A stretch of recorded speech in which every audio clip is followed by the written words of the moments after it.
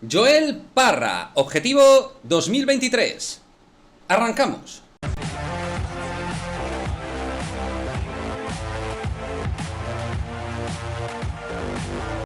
¿Qué tal, chicos? Muy buenas, bienvenidos a un nuevo vídeo aquí en Madridismo al Día TV, vídeo en el cual vamos a hablar de ahora mismo una de las grandes perlas del básquet español, como es Joel Parra, y lo vamos a hablar desde un punto de vista madridista. ¿Por qué digo aquello de Joel Parra objetivo 2023? Porque más allá de informaciones hace un tiempo que han sonado de que el Real Madrid valoraría al medio plazo el fichaje de Joel Parra, más allá de esto, para mí me parece fundamental el valorar este tipo de fichajes de cara a, lo dicho, 1 o 2 temporadas. ¿Por qué?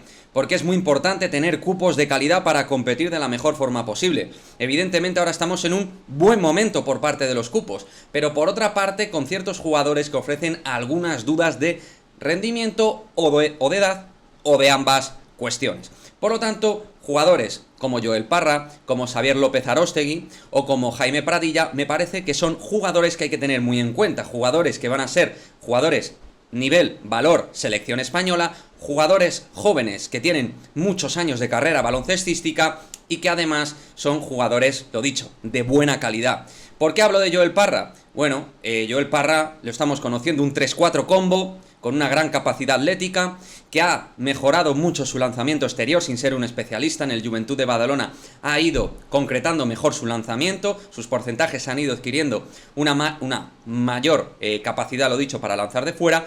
Jugador que empezó pues su carrera en lo que era infantil, pues lanzando con la derecha y se pasó a lanzar con la izquierda. Tiene mucho trabajo de por medio y creo que tiene gran valor. Muy buen penetrador, muy fuerte, buen reboteador, jugador que te hace daño desde la penetración y, lo dicho, zurdo, que es algo que siempre yo creo que es interesante de tener en tu equipo. Pero es un jugador que viene muy bien en los cambios defensivos, jugador que ayuda mucho a los pivos, a los exteriores, y que, lo dicho, creo que puede jugar muy bien dentro del juego de postes y que poco a poco desde fuera está aportando más y más cositas. Jugador que yo le veo en Eurobasket y que le veo con un nivel muy interesante para el futuro Real Madrid, y no a largo plazo, o no al larguísimo plazo.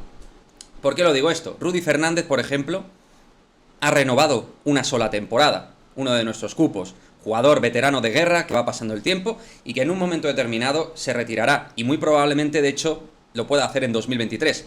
Ahí tendríamos muy probablemente ya una vacante que ocupar. Por otra parte, tenemos dos jugadores jóvenes, cada uno en su momento de carrera distinto, pero que, pues, vamos a ver si siguen y de qué manera siguen en el Real Madrid. Juan Núñez y Carlos Alocén. Carlos Alocén a lo mejor se le cede, pero es un jugador que ha sufrido lesiones de por medio.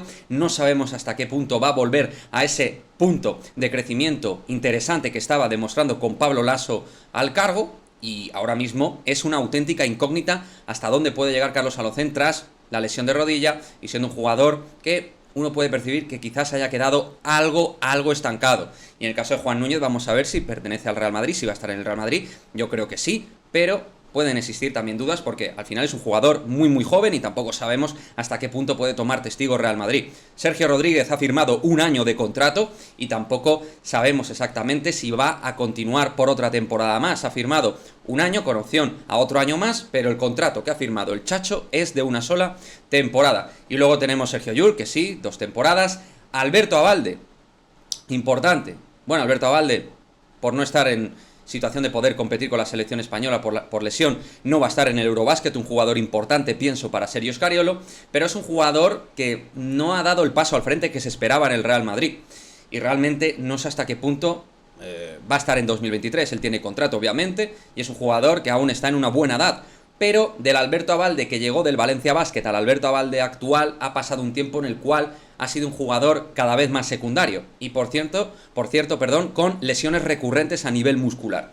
Y luego Eddie Tavares, que evidentemente no hay duda alguna. Lo dicho, si analizas la situación de los cupos patrios, de los cupos nacionales del Real Madrid, hay jugadores que generan ciertas dudas. Por lo cual yo pienso que el Real Madrid en 2023 tiene que dar un paso de cara a fichar jugadores jóvenes nacionales que puedan tener nivel Real Madrid, y Joel Parra me parece de esos 3, 4, 5 incluso jugadores dentro de ACB que pueden dar ese salto al Real Madrid. Y si de verdad hemos contactado con el entorno, como parece ser el entorno de Joel Parra, creo que es una operación que el Real Madrid debería valorar y contemplar de cara a 2023. Ahora mismo no veo que tenga un espacio claro, pero creo que es una operación que hay que valorar teniendo en cuenta, pues, la cantidad de cupos que ofrecen incógnitas por distintas cuestiones. Edad, lesiones o exceso de juventud e incógnita de ver si son valor Real Madrid. Chicos, me gustaría ver vuestra opinión al respecto. ¿Qué es lo que pensáis respecto a si debemos o no fichar cupos de cara a 2023? Es verdad que a lo mejor me estoy adelantando un poco, pero considero interesante que pues el Real Madrid haga scouting de jugadores de la Liga CB, jugadores españoles, y pues como siempre, me gustaría ver vuestra opinión y que os mojéis a este respecto. Nos vemos en el próximo vídeo. Chao, chao.